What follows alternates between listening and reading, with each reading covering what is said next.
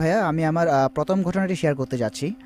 আমার প্রথম ঘটনাটি অবশ্যই দর্শকদের অনেক ভালো লাগবে আশা করি।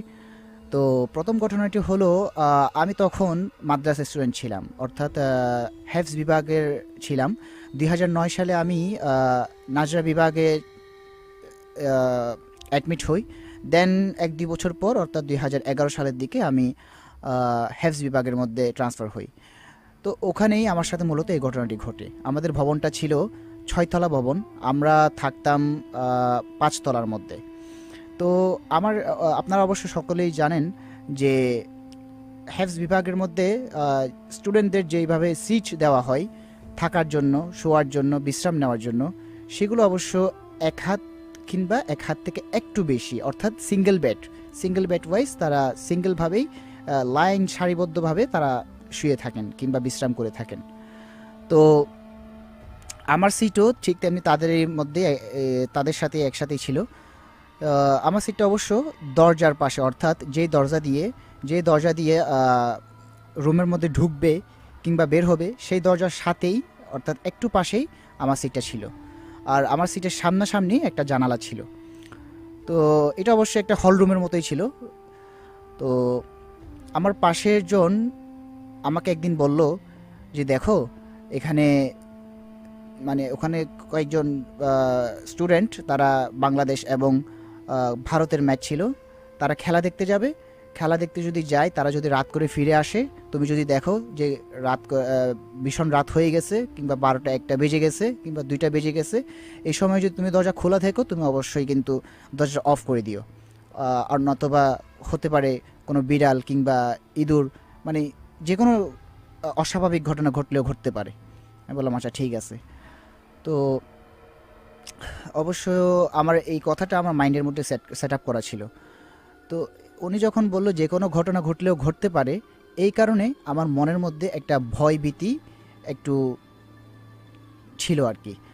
বেশি ছিল না, মানে কিছুটা আমি একটু আতঙ্কের মধ্যে ছিলাম, ছোট মানুষ, এই জন্য আর কি। সো আমি ঠিকই দেখলাম রাত আপনার 1টার দিকে দরজা খোলা, এখনও তারা আসেনি খেলা দেখে। তো আমি চিন্তা করলাম, থাক, আর একটু সময় হলে হয়তো বা চলে আসবে, থাক, আমি আর দরজাটা অফ করার দরকার নাই। আর আমার সামনে যে জানালাটা ছিল সেই জানালাটা খোলা ছিল। সো পরবর্তীতে আমি যখন ঘুমানোর ট্রাই করলাম কিংবা ঘুমাতে যাব, এমন সময় আমি ফিল করলাম আমাকে কেউ চেপে ধরছে। অর্থাৎ এমনভাবে চেপে ধরছে যে আমি ডান কাতও হতে পারি না, বাম কাতও হতে পারি না, কিন্তু আমি একটু একটু চোখ খুলতে পারি। সেই একটু করে চোখ খোলার মধ্যে ঘোলাটেভাবে আমি জানালা দিয়ে দেখতে পাচ্ছি যে কিছু একটা, মানে আমাকে টানছে, আমাকে আকর্ষণ করছে, কিন্তু আমি এটা কী জিনিস স্পষ্টভাবে দেখতে পাইনি। অর্থাৎ এটা কোনো কিছুই ছিল না, জাস্ট একটা ব্লার সিস্টেম একটা দেখা যাচ্ছিল। তো এটা দেখে আমি একটু ঘাবড়ে যাই, অর্থাৎ আমি ফিল করতে পারি যে আমাকে কেউ চেপে ধরছে। আমরা অবশ্যই এটাকে বোবাজিন বলে থাকি। বোবাজিন মাদ্রাসা স্টুডেন্টদেরকে একটু বেশি ডিস্টার্ব করে থাকে।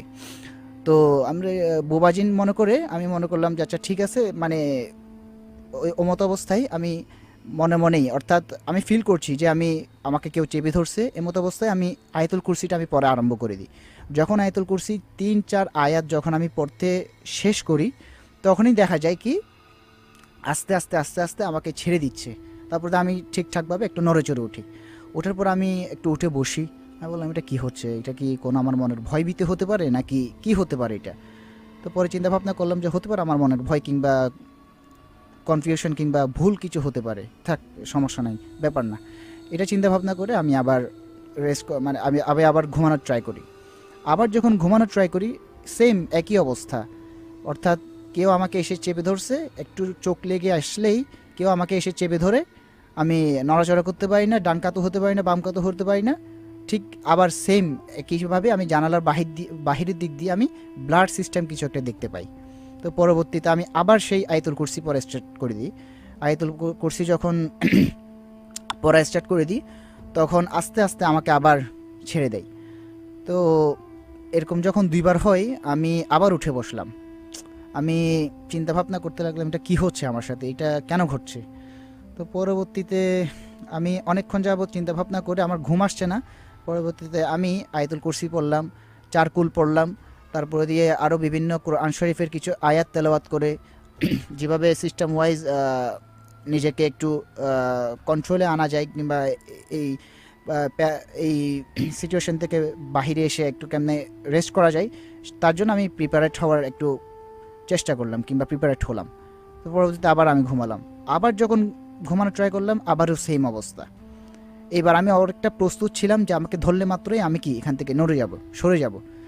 তো আবারও আমাকে যখন চেপে ধরে, আমি তাড়াতাড়ি হুটহাট করে মানে শক্তি দিয়ে, নিজের শক্তি যতটুকু ছিল ততটুকু দিয়ে নড়ে চড়ে উঠে আমি বসে যাই।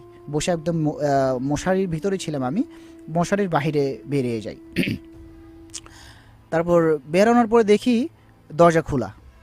তো দরজা খোলা, এখন উনি যে ভাইটা যে আমাকে বলছিল যে তুমি যদি দেখো রাতে, গভীর রাতে যদি দরজা খোলা থাকে তাহলে অবশ্যই অফ করে দিবা, সেই কথাটা তখন আমার মনে আসলো। আচ্ছা, এটা তো অফ করা দরকার ছিল, মনে হয় এই কারণে হয়তো বা কিছু ঘটলেও ঘটতে পারে। তো আমি কি করলাম, দরজাটা অফ করে দিলাম। অফ করে দিয়ে কিন্তু আর ওখানে শুই নেই, কারণ আমার থেকে কনফিউশন লাগছে, এখানে আমার সাথে কিছু একটা ঘটতে যাচ্ছে কিংবা কিছু একটা ঘটছে। তো সেজন্য আমি, ওখানে 3টা লাইন ছিল সিরিয়াল বাই সিরিয়াল। তো আমি মাঝখানের লাইনের মধ্যে গিয়ে, ওখানে 4-5 জন একসাথে সিরিয়াল বাই ছিল, তারা কিন্তু মশারি টাঙাই নাই, তাদের গরম লাগছিল বিধায় তারা মশারি ছাড়াই 4-5 জন একসাথে সিরিয়াল বাই বসেছিল। তারপর আমি কি করলাম, তাদের মাঝখানে গিয়ে একজনকে একটু হাতে চেপে দিয়ে, অর্থাৎ একটু সাইড করে সরিয়ে দিয়ে আমি তাদের মাঝখানে শুয়ে গেলাম। তো ওখানে শোয়ার পর আমি মনে করলাম যে এখানে হয়তো বা আমার একটা কমফোর্ট জোন, হয়তো বা এখানে আশপাশে 4-5 জন আছে একসাথে, কোনো মশারিও টাঙানো নাই, হয়তো বা এখানে হয়তো বা কোনো ধরনের প্রবলেম হতে পারে না। তো আমি যখন আবার ওখানে ঘুমাতে গেলাম, আমার কানের সামনে এসে কেউ যেন ফিস ফিস ফিস ফিস করে কিছু একটা বলছে। তো এটা যখন আমি শুনতে পাই, আমি আবার উঠে যাই। আমি বললাম এই তো দেখি মহা মুশকিল। আমি আবার বললাম আচ্ছা ঠিক আছে, দেখা যাক কী করা যায়। আমি আবার আয়াতুল কুরসি পড়লাম। আয়াতুল কুরসি পড়ার পরে আবার ওখানে শোয়ার একটু ট্রাই করলাম। আবার সেম অবস্থা, আমার কানের সামনে এসে কেউ, অর্থাৎ আপনারা হয়তো বা জানবেন, জিনদের কিন্তু একটা আলাদা ভাষা থাকে। যারা জিন, তাদের কিন্তু একটা পার্সোনাল, যেমন মানুষের ভাষা থাকে, বিভিন্ন দেশের বিভিন্ন ধরনের ভাষা থাকে, ঠিক তেমনি জিনদেরও একটি ভাষা থাকে। তো তারা, আমার মনে হয় তাদের ভাষা মতেই হয়তো বা কিছু একটা ফিস ফিস করে আমার কানের মধ্যে এসে বলছিল। তো আমি আর ওখানে থাকি নাই। ওখানে না থেকে আমি উঠে একটু মাঝখান দিয়ে, অর্থাৎ রুমের মাঝখান পথে গেলাম। মাঝখান পথে গিয়ে দেখি 2জন সিনিয়র বড় ভাই, তারা একজনের কাছে অ্যান্ড্রয়েড ফোন আছে, সে অ্যান্ড্রয়েড ফোন চালাচ্ছে, আরেকজন তার সাথে মানে গল্প করছে, মানে শুয়ে শুয়ে গল্প করছে এবং অ্যান্ড্রয়েড ফোন চালাচ্ছে, তার অ্যান্ড্রয়েড ফোনের দিকে তার ফোকাস ছিল। তো আমি তাদেরকে গিয়ে বললাম, ভাই এমন এমন সমস্যা হইতেছে আমার সাথে, আমাকে যদি আপনাদের পাশে যদি একটু রাখতেন আজকে রাতের জন্য, আমার একটু সমস্যা হচ্ছে, আমার একটু প্যারানর্মাল যেটাকে বলে আর কি, এই ধরনের হয়তো বা একটু সমস্যা হচ্ছে। তো বললো আচ্ছা ঠিক আছে, তুমি পাশে ঢুকে যাও। অর্থাৎ তারা 2জনেই কিন্তু এক বেডের মধ্যে ছিল। মশারিও ডাবল মশারি ছিল। ডাবল মশারি বলতে মশারি সিঙ্গেল একটি, তবে মশারিটা বড় ছিল। ডাবল এক বেডের মধ্যেই তারা 2জন ছিল। তো আমি মশারির মধ্যে ঢুকে এক পাশ হয়ে শুয়ে যাই। তো এক পাশ হয়ে শোয়া মানে তাদের বাম সাইডে আমি শুই, অর্থাৎ তারা 2জন ডান পাশে, আমি হলাম বাম পাশে। তখন বাম পাশে যে শুয়েছিলাম, মশারিটা আমি যখন আবার ঘুমাতে যাই, মশারিটা আমার কানের সামনে এসে কানের সাথে লেগে, অর্থাৎ মনে হচ্ছিল যেন কোনো মানুষ মশারির বাহির থেকে আমার কান বরাবর এসে কিছু একটা আমাকে বলছে, ওই সেমভাবেই ফিস ফিস ফিস ফিস কী কথাগুলো বলছে। এটা যখন আবার হলো, আমি আবার থতমত খেয়ে আবার উঠে বসে যাই। আমি বললাম ভাই আমার এই পাশে থাকতেও সমস্যা হচ্ছে, আপনার ভাই আমাকে মাঝখানে দেন, আমি তাদেরকে এই কথা বলি। এই কথা বলার পর ওরা বললো আচ্ছা ঠিক আছে, তুমি মাঝখানে থাকতে চাচ্ছ, ঠিক আছে মাঝখানেই থাকো।